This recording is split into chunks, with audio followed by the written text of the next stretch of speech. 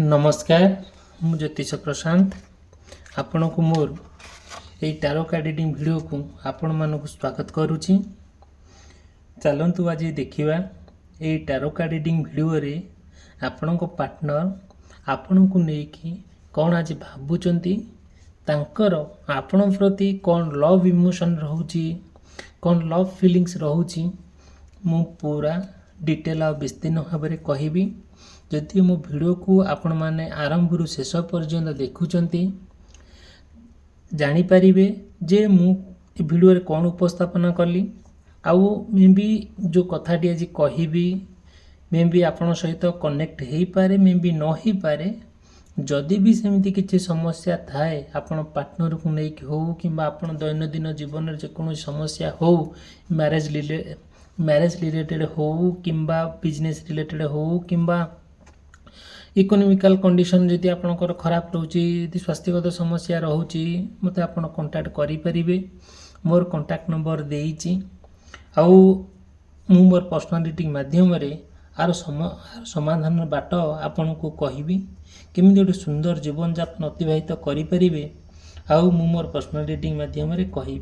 ठीक अछि चलंतु आज देखिबा एई जो वीडियो रे मु आज उपस्थापन करने को जाऊँगी जे आपण पार्टनर आपण को लेकिन तांको मन रे कौन चली सी आपण को नहीं कौन भावुंट तांकर उद्देश्य कौन आउ मु पूरा डिटेल कहबी आउ आरंभ करिबा ये वीडियो को सही प्रभु जगन्नाथंकर जहाँ कृपा अच्छी ईश्वरंकर जहाँ आशीर्वाद अच्छी कार्ड रे जहाँ बाहरुची मु ता ही कहबी आउ किछि भी मनगढ़ा कहानी नुहे। ठीक अच्छे आम आरंभ करवा। देखंतु मु आरंभ रु कही आमे माने जने जने साधारण मनीष आम शरीर हाड़ मांस रक्त रे तैयारी आम समस्तिंकर ये धरापृष्ठ दुनिया रे जेकोसी जीवन जन्म नहीं समस्तिंकर किछि ना किछि मन अच्छी इमोशन अच्छी फीलिंग्स अच्छी से पोक जगठ आरंभ कर मानव मानव मानव जाति पर्यंत किंतु सबुठारु धरापृष्ठ दुनिया रे आम मानव माने आम मनीष माने सबुठारु श्रेष्ठ बोली भगवान आमको आक्षेप करिसेंती। काहेकि ना आमे जते बेले गोटे मनीष धरापृष्ठ दुनिया रे जन्म नहीं थाए से भल कौन मंद कौन से जानी थाए।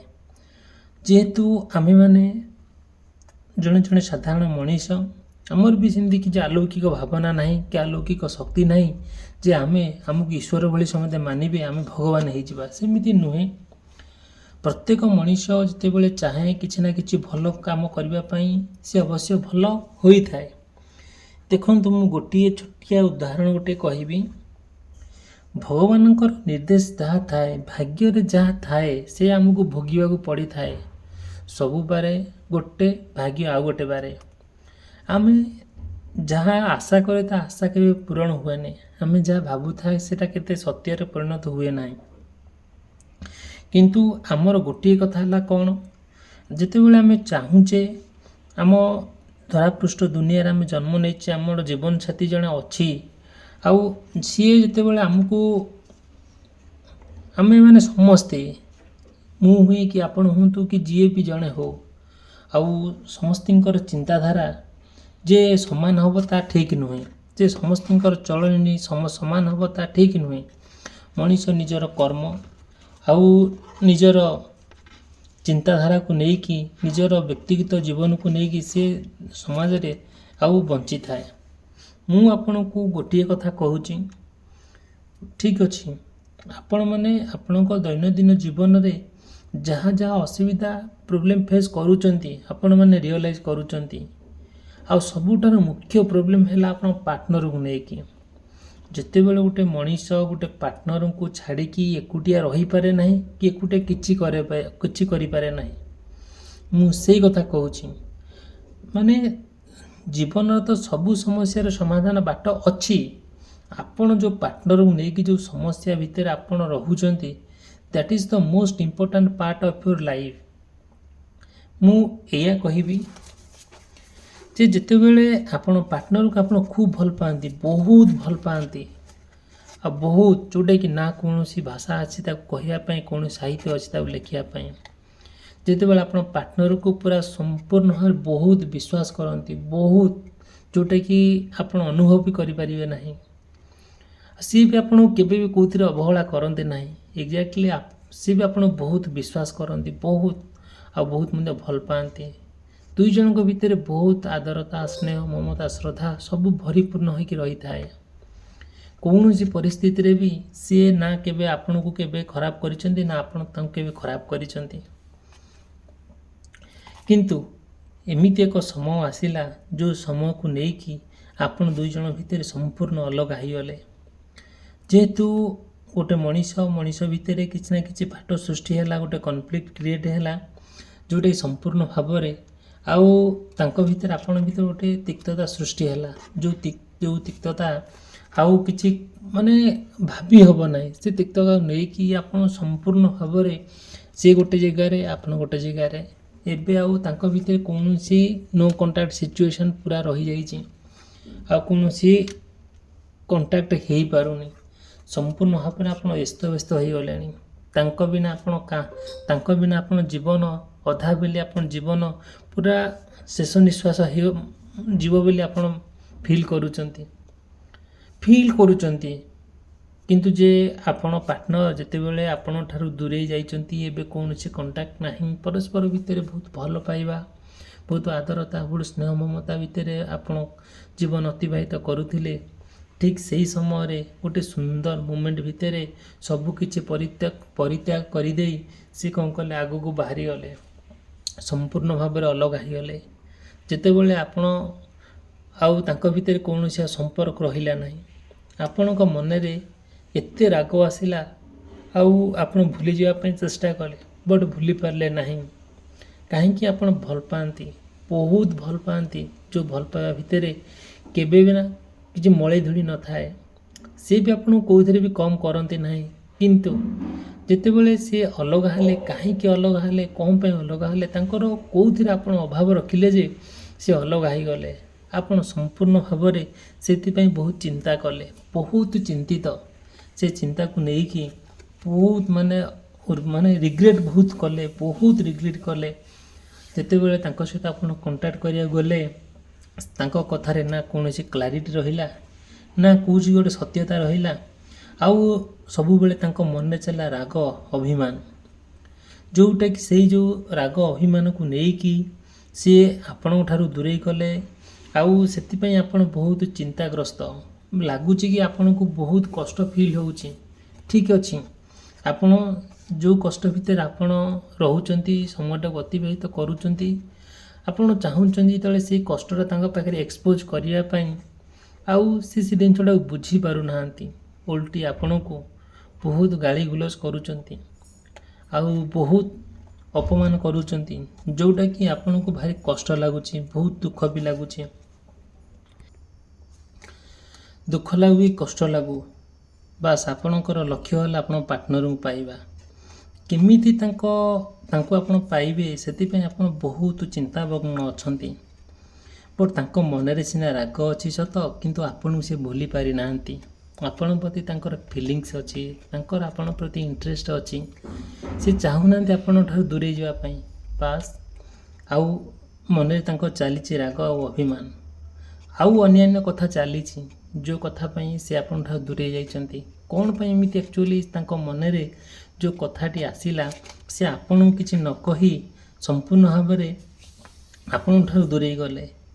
ଆଉ ଯେଉଁଟାକି ତାଙ୍କୁ ବହୁତ ଖରାପ ଲାଗିଲା, କି ତାଙ୍କୁ ବହୁତ ବାଧିଲା।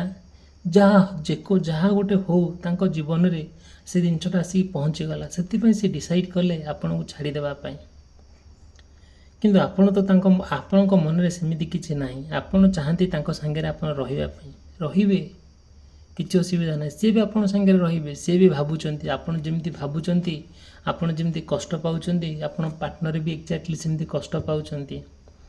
କିନ୍ତୁ ସେ କ'ଣ କରିଛନ୍ତି, କାହାକୁ କିଛି କହୁନାହାନ୍ତି। ଯେମିତି ଆପଣ କାହାକୁ କିଛି କହୁନାହାନ୍ତି, ସେ ବି ଏକ୍ଜାକ୍ଟଲି ସେମିତି କିଛି ବି କାହାକୁ କହୁନାହାନ୍ତି। ଆପଣ ବାଟ ଖୋଜି ବୁଲୁଛନ୍ତି ଯେ କେମିତି ମୋର ପାର୍ଟନର କେମିତି ଫେରି ଆସିବ। କେମିତି ସେ ସେଠି ଯେଉଁ ଅସୁବିଧାରେ ରହୁଛି ସେଠି କ'ଣ କରୁଥିବ କ'ଣ ନାହିଁ, କ'ଣ ଖାଉଥିବ, କ'ଣ ପିଉଥିବ, କ'ଣ ପିନ୍ଧୁଥିବ। ଆରେ ରାଗ ତ ଠିକ୍ ଅଛି କି ମଣିଷ, ଆମେମାନେ ସବୁ ମଣିଷ, ତ ରାଗ ତ ଅଛି, ରାଗ ହେଲା ସତ। ଆଉ କିନ୍ତୁ ଚାହିଁଲେ କ'ଣ ହେବ? ଆଉ ସେ ତାଙ୍କ ମନରେ ଯେକୌଣସି ଗୋଟେ କଥା ଆସୁଛି, ସେ କାହାକୁ କିଛି କହୁନ, ବହୁତ ନୀରବ ରକ୍ଷା କରୁଛନ୍ତି। ଆଉ ବହୁତ ଗୁଡ଼ିଏ କଥାକୁ ନା ସେ କ'ଣ କରୁଛନ୍ତି, ରିଜେକ୍ଟ କରିଦେଉଛନ୍ତି। ଆପଣ ଯେକୌଣସି ଗୋଟେ ପ୍ରପୋଜାଲ୍ ଦେଲେ, ଯାହା ମାଧ୍ୟମ ଦେଲେ, ସେ କିଛି ଶୁଣୁନାହାନ୍ତି। ଦେଖନ୍ତୁ, ଯଦି ମୋ ଭିଡ଼ିଓ ଭଲ ଲାଗୁଛି, ମୋ ଭିଡ଼ିଓକୁ ଲାଇକ୍ କରିବା ପାଇଁ, ଚ୍ୟାନେଲକୁ ସବସ୍କ୍ରାଇବ୍ କରିବା ପାଇଁ କେବେ ବି ଭୁଲିବେ ନାହିଁ। ମୁଁ ଚାହୁଁଛି ଆପଣମାନଙ୍କ ସହିତ କନେକ୍ଟ ହୋଇକି ରହିବା ପାଇଁ, ଆପଣଙ୍କ ସାଙ୍ଗରେ ଗୋଟେ ପରିବାର ହୋଇକି ରହିବା ପାଇଁ। ମୋର ଉଦ୍ଦେଶ୍ୟ ହେଲା ଆପଣମାନଙ୍କୁ ସାହାଯ୍ୟ କରିବା, ଆପଣମାନଙ୍କର ଅସୁବିଧାର କେମିତି ସୁବିଧା କରାଇବା, ସେଇଟା ମୁଁ ମୋର ପର୍ସନାଲିଟି ମାଧ୍ୟମରେ କରି, ମୋର ପର୍ସନାଲ୍ ନମ୍ବର ଦେଇଛି, ମୁଁ ଆପଣ ମେସେଜ୍ କରିପାରିବେ, କଣ୍ଟାକ୍ଟ ବି କରିପାରିବେ। କିଛି ବି ମନେ ରିଗ୍ରେଟ୍ କରିବେ ନାହିଁ। ଯେତେବେଳେ ଆପଣଙ୍କ ପାର୍ଟନର ଆପଣଙ୍କ ଭିତରେ ତିକ୍ତତା ସୃଷ୍ଟି ହେଉଛି ଦିନକୁ ଦିନ, ସେତେବେଳେ ଆପଣ ତାଙ୍କଠାରୁ କିନ୍ତୁ ଲୋ କନଫିଡେନ୍ସ ଆସିଯାଉଛି ଯେ ମୁଁ ତାଙ୍କୁ ପାଇପାରିବି କି ନାହିଁ, କି ସେ ମୋ ପାଖକୁ ଫେରିବେ କି ନାହିଁ। ଆପଣ ମନରେ ଏମିତି ନେଇକି ବହୁତ ଗୁଡ଼ିଏ ପ୍ରଶ୍ନ ଆସିଯାଉଛି। ଆପଣ ଠିକ୍ଠାକ୍ ଡିସିସନ୍ ନେଇପାରୁନାହାନ୍ତି, କ'ଣ କରିବେ ନ କରିବେ। ଆପଣ ଅସ୍ତବ୍ୟସ୍ତ ହୋଇଯାଉଛନ୍ତି। ଯେଉଁ ଅସ୍ତବ୍ୟସ୍ତ ଭିତରେ ଆପଣ ସମ୍ପୂର୍ଣ୍ଣ ଭାବରେ ଆଉ ନିଜକୁ ହରାଇ ବସୁଛନ୍ତି। ଦେଖନ୍ତୁ, ଆପଣ ଚାହୁଁଛନ୍ତି କି ହଁ, ମୋ ପାର୍ଟନର ଯଦି ଫେରିଆସେ, ମୁଁ ମୋର ଲକ୍ଷ୍ୟସ୍ଥଳରେ ପହଞ୍ଚିଯିବି। ଆପଣ ବହୁତ କସରତ କଲେଣି, ବହୁତ କିଛି କଲେଣି, କିନ୍ତୁ ସେ ଫେରିବାର ନାଁ ଧରୁନାହାନ୍ତି।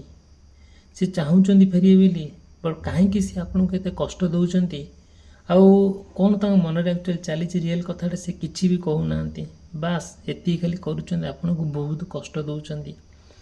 ଯେଉଁ କଷ୍ଟ ଭିତରେ ଆପଣ ରହୁଛନ୍ତି, ଆପଣ ଆଖିରୁ ଲୁହ ଶୁଖୁନାହିଁ। ଆପଣ ଭାବନ୍ତୁ ନାହିଁ ଯେ ଆପଣଙ୍କୁ କଷ୍ଟ ଦେଇକି ସିଏ ବହୁତ ଖୁସିରେ ଥିବେ, ବହୁତ ଆନନ୍ଦରେ ଥିବେ, ବହୁତ ମଜା ମଜଲିସ୍ କରୁଥିବେ। ନା, ସିଏ ବି ବହୁତ କଷ୍ଟରେ ଅଛନ୍ତି। ଯେତେବେଳେ ସିଏ ଆପଣ ବହୁତ କଷ୍ଟରେ ଅଛନ୍ତି, ସିଏ ବି ଆପଣ ବହୁତ ମନେ ପକାନ୍ତି, ବହୁତ ମିସ୍ କରନ୍ତି। ଯେହେତୁ ଦୀର୍ଘ ଦିନର ସମ୍ପର୍କ କେଇଟା ଦିନ ଭିତରେ କ'ଣ ଭାଙ୍ଗିଯାଏ? ଜଣେ ଜଣେ ମଣିଷ, ହାଡ଼ ମାଂସ ରକ୍ତଧାରୀ ମଣିଷ, ଇମୋସନ୍ ଅଛି, ଲଭ୍ ଅଛି, ସବୁ ପ୍ରକାର ଜିନିଷ ରହିଛି। ରାଗ ଅଛି, ଅଭିମାନ ଅଛି, ଅହଙ୍କାର ଅଛି, ସେକ୍ସ ବି ଅଛି, ସବୁ କିଛି ଦରକାର ପଡ଼ୁଛି ମଣିଷର। ଯେତେବେଳେ ଗୋଟେ ମଣିଷ ଗୋଟେ ମଣିଷକୁ ସୁନ୍ଦର କରିକି ଗୋଟେ ଭଲ ପାଇଥାଏ, ତା ଅନ୍ତରରୁ ଭଲ ପାଇଥାଏ ନା, ସେ ସମୟରେ କେବେ ନା କୌଣସି ପରିସ୍ଥିତିରେ ବି ଭୁଲି ହୁଏ ନାହିଁ କି ଛାଡ଼ି ହୁଏ ନାହିଁ।